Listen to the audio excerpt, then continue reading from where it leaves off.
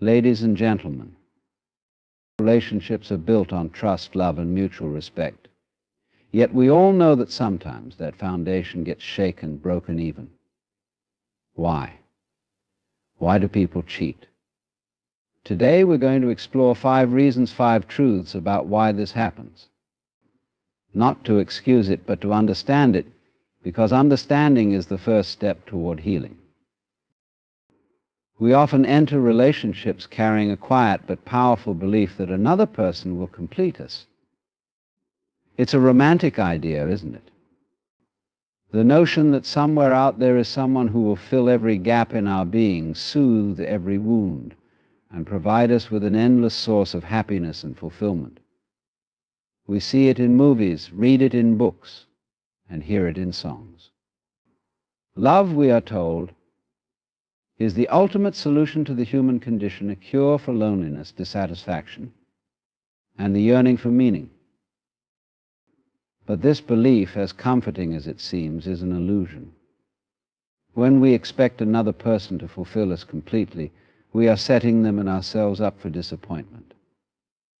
No one, no matter how kind, devoted, or loving, can bear the weight of being everything to someone else. People are beautifully complex and imperfect. They have their own needs, fears, and limitations. To expect them to fill every void within us is not just unrealistic, it's unfair. When the early days of a relationship are filled with excitement and novelty, it's easy to believe in this illusion. At the start, everything feels perfect.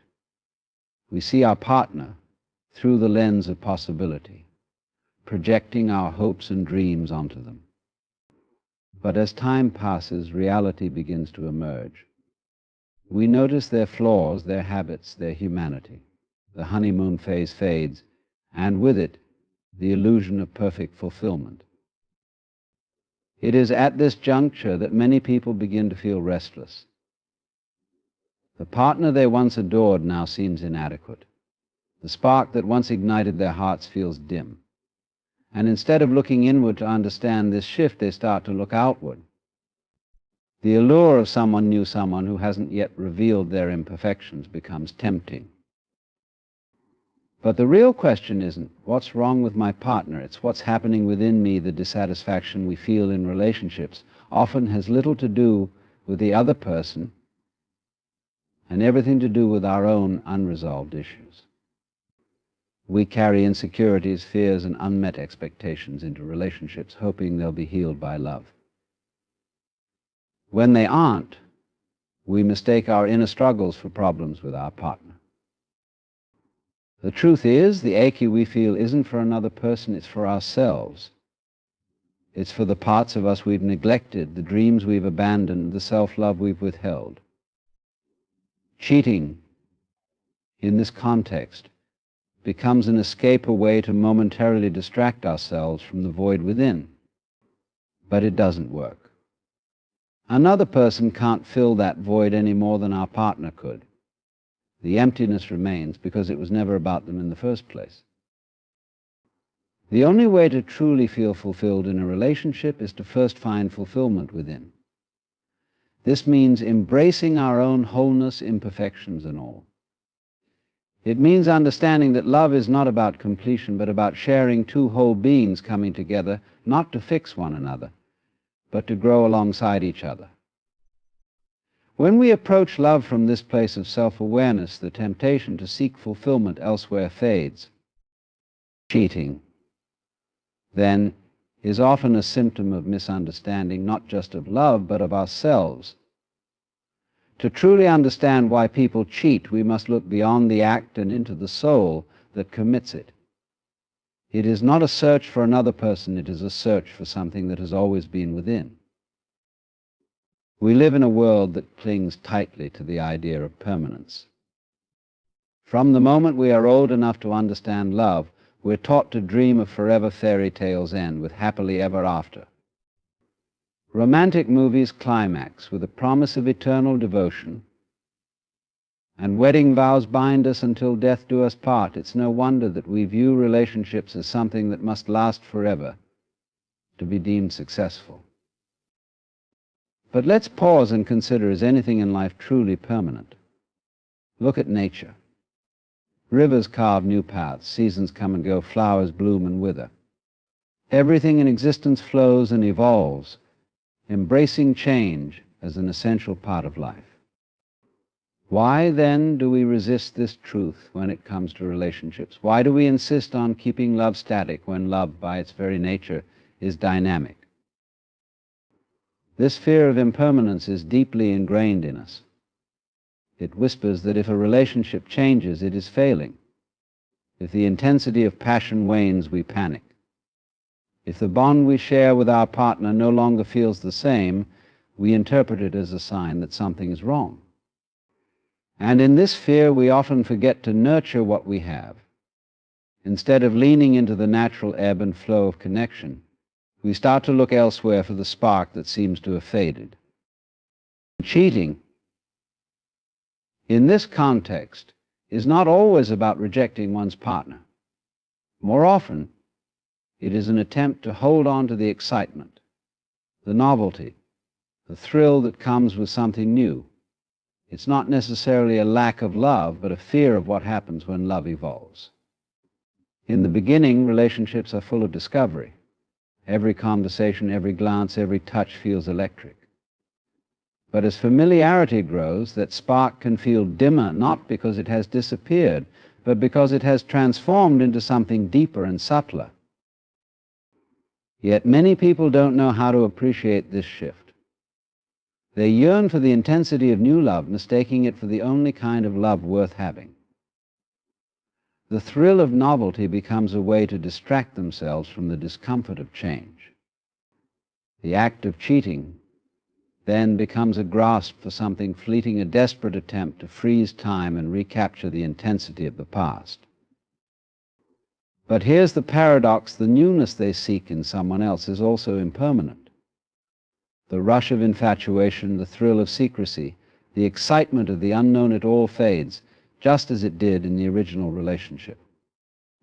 What they are chasing is not a person, but a feeling, and feelings, like everything else, are transient.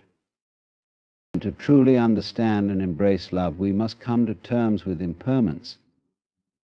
Relationships are not meant to stay the same, they are meant to grow and transform, just as we do. The key is not to fear change, but to see it as an opportunity for deeper connection. When we stop chasing the illusion of permanence, we can begin to appreciate the beauty of the present moment. Love is not a static state, it is a living, breathing experience. And when we learn to flow with it rather than resist it, we may find that what we were searching for was never outside of us, it was always within, waiting to be discovered. Commitment is often seen as the cornerstone of love. It's the promise we make to one another to stay, to nurture, and to build something lasting together. Yet commitment, for all its beauty and significance, can sometimes feel heavy, like a weight instead of a bond. This feeling doesn't come from the commitment itself, but from the way we perceive it. For many, love and commitment become entangled with the idea of obligation. We begin to see the relationship as a series of responsibilities, roles we must fulfill, and rules we must follow. Passion, which was once spontaneous and free, starts to feel like a duty. When love shifts from something that inspires to something that confines, people can begin to feel trapped, even if the relationship itself is healthy. The seduction of freedom arises in this space. It isn't always a rejection of one's partner or a lack of love. It's a longing to escape the perceived boundaries of the relationship. The act of cheating becomes less about seeking another person and more about seeking a lost part of oneself. It's a way of saying, I am still free, I can still choose, I am not bound. But what is this freedom they're chasing? Often, it's not true freedom, but a shadow of it, a fleeting thrill that feels liberating in the moment, but leaves a hollow echo behind. The allure of the forbidden can be intoxicating. The secrecy, the danger, the sense of stepping outside the lines, these can create a false sense of empowerment. Yet this kind of freedom is fragile because it's built on escaping rather than embracing. True freedom, paradoxically, isn't found in breaking vows or rejecting commitment. It's found in learning to love without chains. To commit to someone is not to lose yourself, it's to choose them while remaining whole within yourself. It's a recognition that love is not a cage, but a space where two people can grow together while retaining their individuality. However, many people struggle with this balance. They equate love with sacrifice, believing that to be in a relationship means to give up parts of themselves, dreams, desires, even their sense of identity. Over time, this can create resentment, a feeling of being stifled. And when they cheat, it's not because they don't care about their partner, but because they are trying to reclaim something they feel they've lost. But here's the irony: the freedom they seek outside the relationship is often a freedom they could find within it if they were willing to communicate, to confront their fears, and to let go of the idea that love requires losing oneself. Relationships thrive not when both partners merge into one, but when they stand side by side as two whole, independent individuals who choose each other daily. The seduction of freedom is powerful because it speaks to a universal truth: we all want to feel alive, unbound, and true to ourselves. But cheating is not the path to that freedom. It's a detour that often leads to guilt, pain, and more entanglement. Real freedom comes from authenticity, from being honest with ourselves and our partners about who we are and what we need. So perhaps the question is not whether love and freedom can coexist. They can, beautifully. The question is whether we have the courage to redefine commitment, not as a limitation, but as a shared journey where freedom and love walk hand in hand. How often do we truly listen in our relationships? Not just to the words spoken, but to the spaces in between the sighs, the silences, the unspoken feelings that hang in the air. The truth is, most of us don't.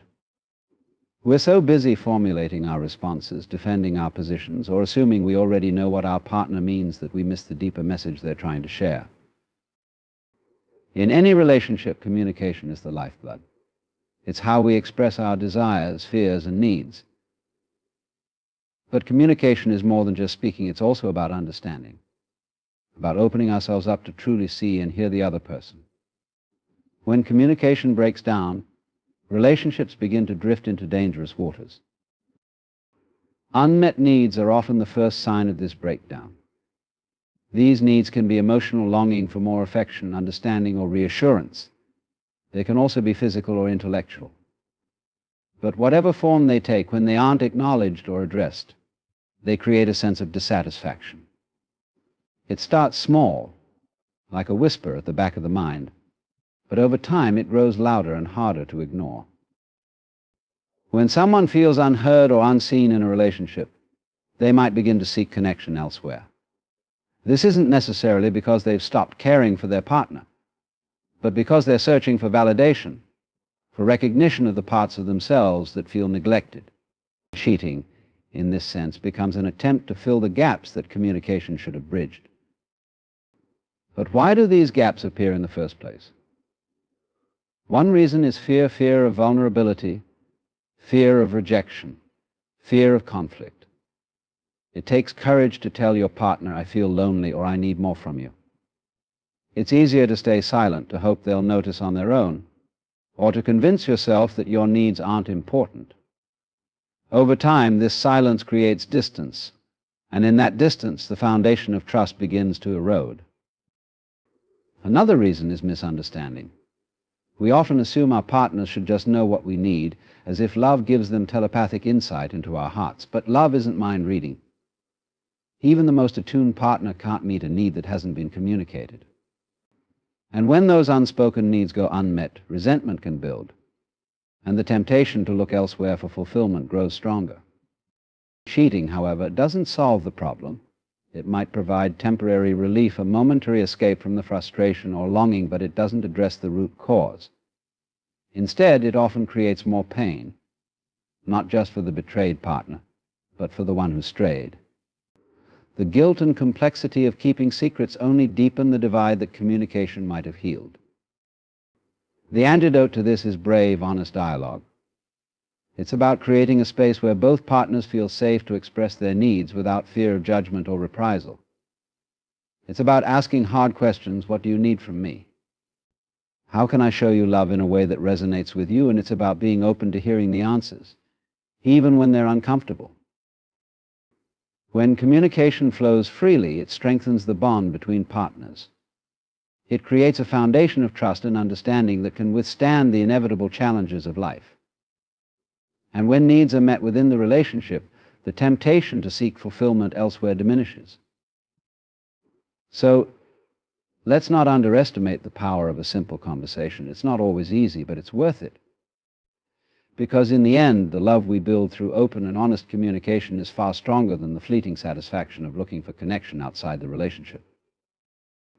When people cheat, it's often assumed that they're looking for someone better, someone more attractive, more exciting, or more compatible. But the reality is usually much more complicated. In many cases, cheating isn't about the other person at all. It's about the cheater's relationship with themselves. Beneath the surface, infidelity often reflects a deep insecurity, a struggle to feel worthy, and a desperate search for validation. To cheat is, in many ways, to run away not from a partner, but from oneself. Imagine a person who feels invisible in their own life. They may struggle with self-esteem, doubt their own value, or feel stuck in a routine that makes them question their identity. In their mind, cheating can seem like a way to reclaim a sense of importance, excitement, or desirability. It's less about attraction to someone new and more about seeking a reflection of themselves that they've lost. But why do these insecurities manifest in infidelity? One reason is that relationships act as mirrors. They reflect back to us who we are, including the parts of ourselves we'd rather not see. In a healthy relationship, this reflection can lead to growth and healing. But for someone who feels unworthy or incomplete, it can be overwhelming. They might project their insecurities onto their partner, interpreting normal challenges as signs of rejection or inadequacy. In this fragile emotional state, the attention of someone new can feel like a lifeline. Flattery, admiration, or even just a sense of novelty can seem like proof that they're still desirable, still special. For a moment, it silences the inner voice that whispers, "You're not enough," but this relief is temporary because the real problem, the insecurity, remains unresolved. The high fades, and they're left feeling emptier than before. This cycle of seeking external validation is not unique to cheating. It shows up in many areas of life.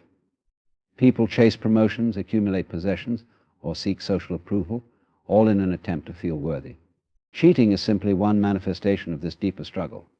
The irony is that no amount of external validation can fill an internal void.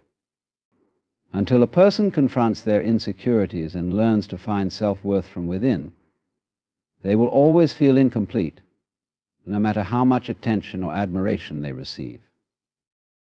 So what's the way out of this pattern? It begins with self-awareness. To break free from the cycle of seeking external validation, one must first acknowledge the insecurities driving it. This requires honesty and vulnerability, qualities that can feel intimidating but are essential for growth. It also involves understanding that worthiness isn't something granted by others, it's something we must recognize in ourselves. For those in relationships, it's crucial to create an environment where both partners feel secure enough to share their struggles. Insecurity thrives in silence and secrecy, but it loses its power when brought into the light of open, compassionate conversation. By addressing these feelings together, partners can strengthen their bond and support each other in finding a sense of wholeness. Cheating, then, isn't about the other person, the relationship, or even the act itself. It's a symptom of a deeper issue, a mirror, reflecting a fractured sense of self. To truly understand why people cheat, we must move beyond judgment and ask what pain are they trying to escape? What part of themselves have they forgotten? And for those who find themselves tempted to stray, the most important question is this: what would happen if you stopped running from yourself? The answers may not be easy, but they hold the key to healing, not just for the individual, but for the relationship as well. Because in the end, the love we most need to cultivate isn't from someone else, it's from within.